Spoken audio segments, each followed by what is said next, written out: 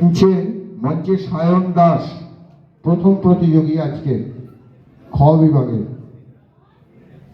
রবীন্দ্রনাথ ঠাকুর অথবা কাজী নজরুল ইসলামের লেখা কবিতা। নমস্কার, আমার নাম সায়ন দাস।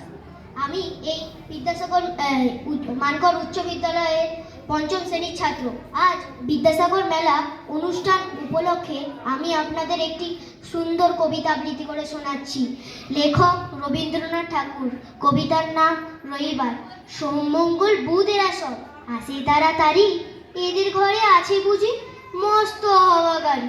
রবিবার সে কেন মাগো এমন দেরি করে, ধীরে ধীরে পৌঁছায় সে সকল বাড়ির পরে। আকাশ পারে তার বাড়িটি দূর কি সবার চেয়ে, সে বুঝি মা তোমার মতো গরিব ঘরের মেয়ে। সোমমঙ্গল বুধের খেয়াল থাকবারই জন্যে, বাড়ি ফেরার দিকে ওদের একটুও মন নেই। রবিবারকে কে যে এমন ভীষণ তারা করে, ঘন্টাগুলো বাজার জন্য 8 ঘন্টা পরে। নমস্কার।